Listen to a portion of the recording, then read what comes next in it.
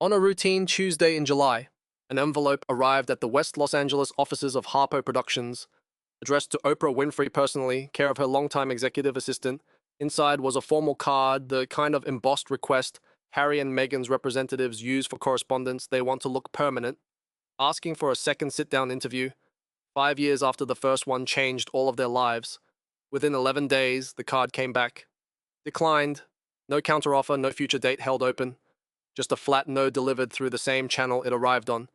That single piece of paper is the reason we are here today, because for 5 years, one interview has done more work for Harry and Meghan than almost anything else they have said in public. The March 2021 sit-down with Oprah on that famous sofa in Montecito did not just deliver headlines about a wellness check inside a palace and a conversation about a baby's skin color.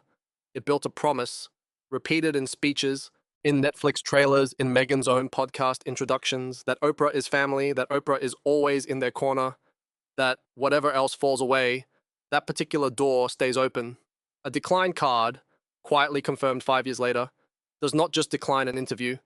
It tests whether that promise was ever unconditional in the first place.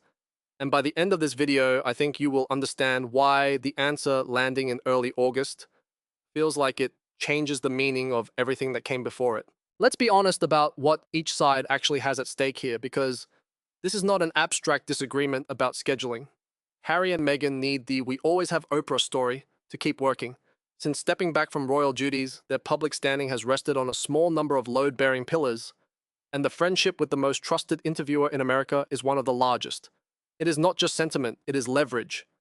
Every difficult headline about a docuseries with soft numbers, every quiet story about a stalled slate, every joke on a late-night monologue about their business ventures gets absorbed a little more easily if the public still believes Oprah Winfrey would sit across from them again in a heartbeat. That belief is worth more to them, genuinely, than most of the paid deals on their books, because it is the one piece of validation that money cannot obviously buy. Losing it is not a scheduling inconvenience, it is losing a shield. Consider what that shield has quietly covered in just the past year alone. When a licensing arrangement lapsed without renewal and nobody issued a statement about it, the coverage stayed muted because the prevailing public assumption was that Oprah's continued warmth meant the bigger picture was still fine. When a scheduled UK appearance was restructured at the last minute, the story barely traveled past a single news cycle because, well, Oprah still has their back, did a considerable amount of the softening work in public conversation, even though nobody had actually asked Oprah anything in over a year. That is what a shield does. It does not need to be used to be valuable. It only needs to be believed in quietly by enough people for enough time. Oprah's position is different, and it is worth sitting with what she has actually carried since 2021. She did not simply host an interview, she absorbed years of fallout for it. Commentators accused her of stage managing the most explosive royal story in a generation. Palace-adjacent voices suggested she had been used as a weapon in a family fight that was never hers. Her own relationship with the British royal family, built carefully over decades of state dinners and charity galas, took a visible hit the moment that interview aired, and it has never fully recovered.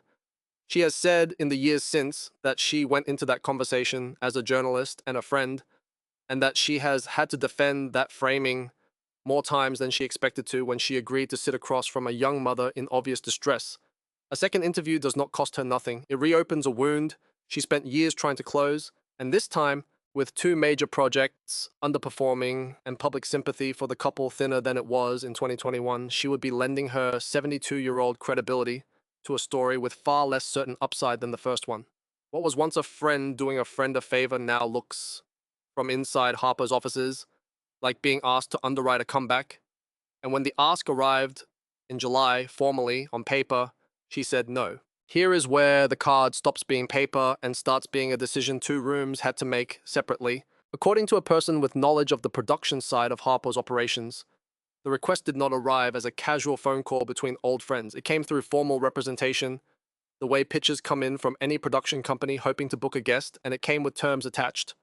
The Sussex side wanted input on subject areas, not full editorial control, not a script, but an understanding that certain lines of questioning, the finances behind the California move, the current state of communication with the king, the true numbers behind their entertainment exits, would be softened or avoided in favor of what one draft of the pitch called a forward-looking conversation about legacy and impact.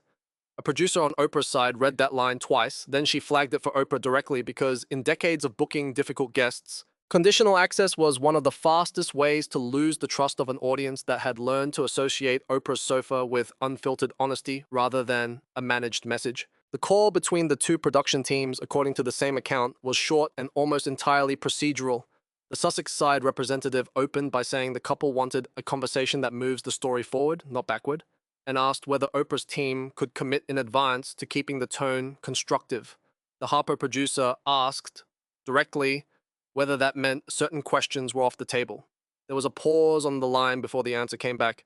We'd want to align on framing before anything is locked. The producer wrote 4 words on her notepad, framing before questions, and underlined them twice before she walked the request down the hall to Oprah's office herself rather than sending it by memo. Oprah's answer took less time to arrive than the Sussex team expected. She did not ask for a counterdraft. She did not propose a smaller, safer version of the sit-down. She told her team to send back a short, polite decline, the kind that leaves no obvious opening for a second ask. Inside Harpo, nobody was told to explain further, and nobody did. On the other side of that decision, inside the Montecito house the Sussexes still call home, the card's return did not stay quiet for long. A senior communications aide who works with the couple's foundation described the specific moment the decline reached Meghan's desk. She read it standing up at the kitchen island, the way she reads most difficult press, now fast once, and then again slower the second time to see if the wording had changed on a second pass. It hadn't. Harry asked only one question: whether the decline had come from Oprah herself or from a scheduler acting on her behalf. He wanted to know if this was personal. Nobody in the room could tell him for certain, and that uncertainty, more than the refusal itself, is what sat in the kitchen the rest of that afternoon. What makes this a genuine clash, and not just an awkward business letdown, is what each side did next. The Sussex team did not let the decline stand as final. Within the same week, a softer version of the request went back through a different, more personal channel. An old friend of the couple's who has known Oprah since before the 2021 interview, asking whether a smaller, off-camera conversation might be possible instead, something that could be positioned later as a friendly catch-up rather than a formal interview. That approach also went nowhere. Oprah told her team she was not in a season for that kind of exposure, a phrase relayed without further explanation, and one that everyone who heard it took to mean considerably more than a scheduling note. That is the first clash, not a public feud, not a statement, just a card returned, a second attempt made quietly and declined again, and 2 households absorbing the same event in completely different ways. One side reading it as a door closing, the other, inside Harpo, treating it as a door that was never really as open as everyone assumed it was. This was not the first time Oprah had been asked for something since 2021 either. In the years between the original interview and this July, other approaches had come in from the Sussex side for smaller, lower-stakes appearances, a recorded video message for a charity gala, a short congratulatory clip for an award show, a quote for a magazine retrospective, and Oprah had said yes to nearly all of them without much hesitation. That history matters because it is part of why the July decline landed the way it did inside Harpo. It was not a pattern of growing distance. It was a single, deliberate line drawn around one specific kind of ask, the kind that would put her back in the anchor chair, opposite the two of them, on camera, answering for the state of the relationship in front of the whole world again. Saying yes to a gala video costs her almost nothing. Saying yes to a second sit-down would have cost her the one thing she had spent 5 years quietly trying to rebuild, the sense that she was not and had never been an extension of the Sussex media operation. Here is where the story stops being a private disappointment and starts becoming public information. And here is the part that lands hardest once you understand the timing. The declined card did not leak from the Sussex side. It came from someone closer to the production world, a person who had seen the paper trail of both the original request and the softer, off-camera follow-up, and who described the sequence to a reporter on condition of anonymity. Once that detail was out, entertainment writers who cover Harpo's operations began asking Oprah's representatives directly whether the report was accurate. Her team did not deny it. They confirmed in careful language that scheduling did not allow for a second interview at this time, a phrase that technically leaves room for the future, while doing almost nothing to soften what the timeline actually shows: a formal request, a formal decline, a second informal request, and a second decline, all inside the same 6-week window. This is where a named witness matters, because a private refusal is one thing, and a public read of that refusal is another. Kinsey Schofield, the royal commentator who has spent years tracking the Sussexes' media strategy, put the moment in terms that spread quickly once she said them publicly. She said Oprah gave Harry and Meghan the platform of a lifetime once, and that she is not obligated to hand them a second one just because their comeback needs it. It is a blunt line, and it is also, if you look at the sequence honestly, hard to argue with. Oprah does not owe anyone a second chair on her sofa. The question this story actually raises is not whether she was allowed to say no. It is what her no reveals about how permanent the family language from 2021 really was. And here is where the story widens carefully without losing the thread. Two things happened almost simultaneously that made the decline harder to read as a simple no. The first was financial. A person close to the couple's business dealings noted that a second Oprah interview had, at one point, been discussed internally as a potential centerpiece for a future media project. Something that could have been worth considerably more in attention and momentum than most standalone announcements the couple has made in the past 2 years. Losing access to that platform is not just a bruised ego, it is a lost lever at a moment when several of their existing deals are due for renewal, and the leverage they can bring to those conversations has visibly thinned. The second thing was personal, and it involves Meghan directly. Someone who has worked alongside her on prior media projects said Meghan had specifically hoped a second Oprah sit-down could help reframe the reception of her most recent lifestyle series, which had landed with a shrug rather than the splash the first season generated.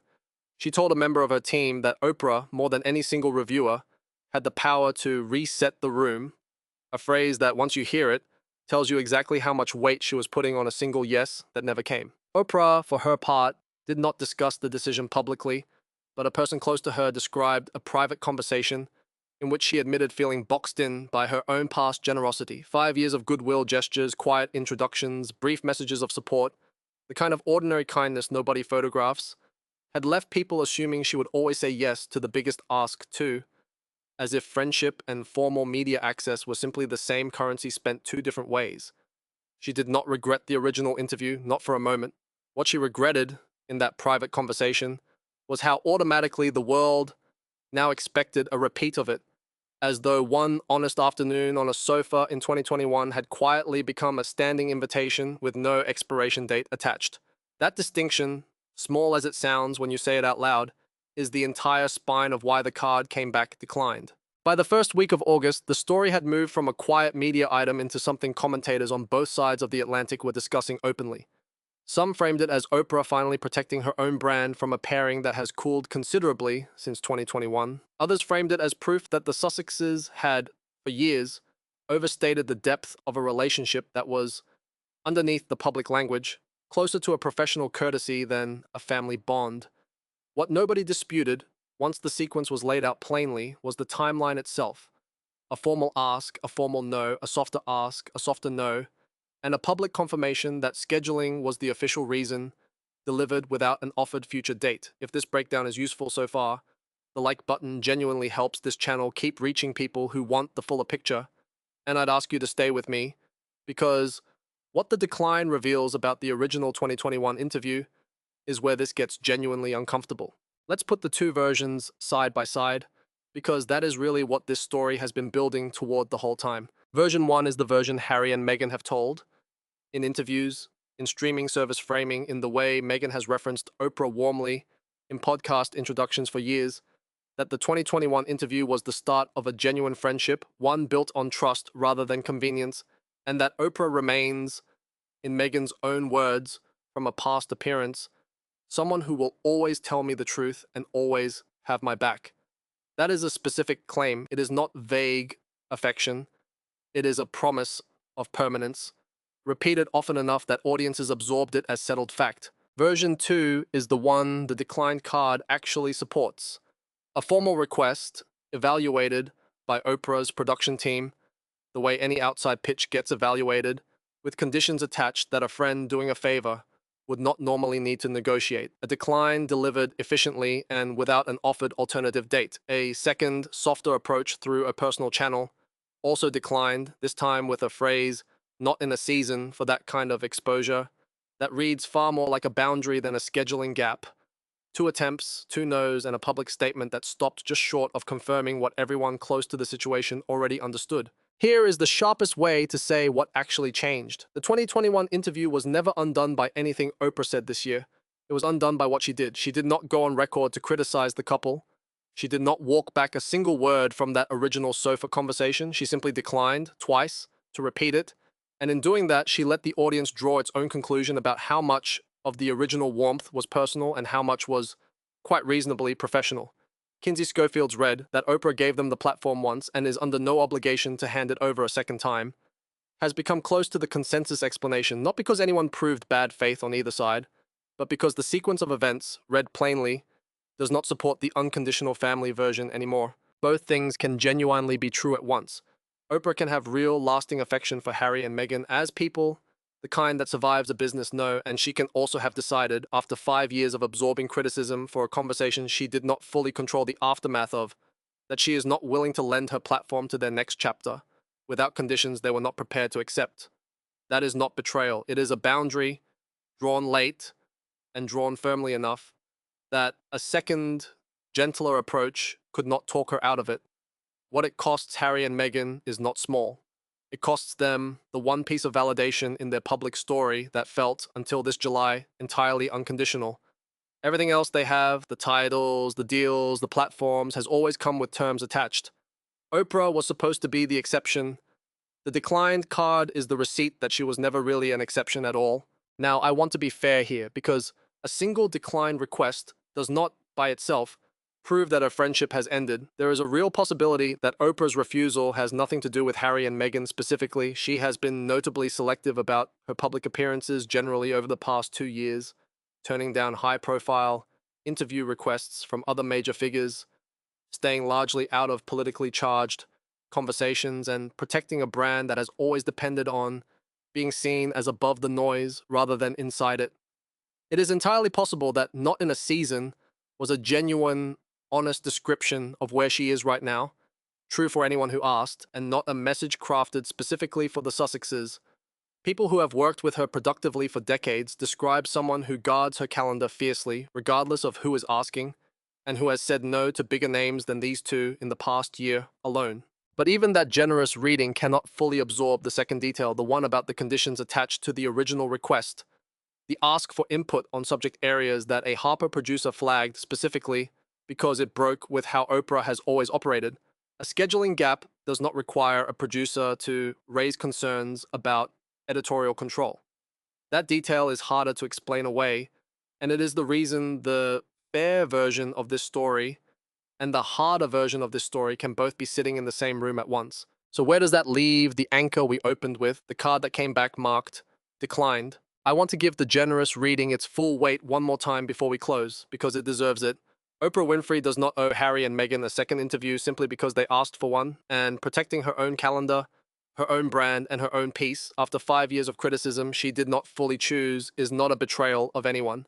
If anything, it is the most ordinary kind of self-preservation, the kind most of us would recognize from our own lives, the friend who finally stops picking up every single time because the relationship had quietly become one-directional.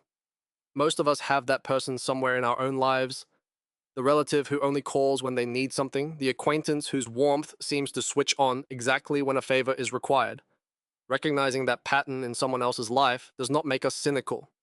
It makes us honest about how loyalty actually gets tested, not in the easy years, but in the 1 year somebody finally says no.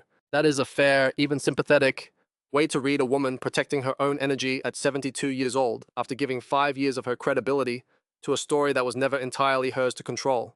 And yet, sitting right beside that generous reading is the uncomfortable fact this story keeps circling back to. For 5 years, Oprah's family has functioned as one of the load-bearing claims in the Sussexes' public story, repeated in interviews, referenced in podcast introductions, treated by fans and by the couple themselves as one of the few relationships that survived the move to California fully intact.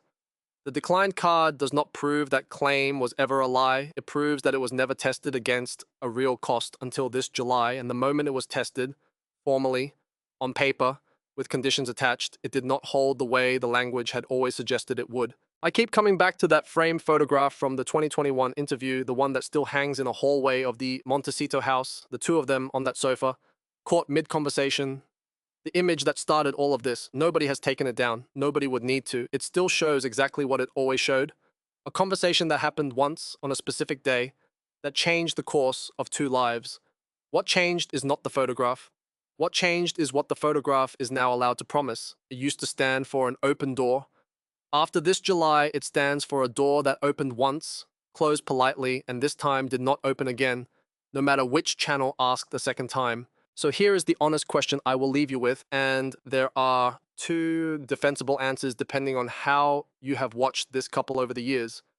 Was Oprah's declined card simply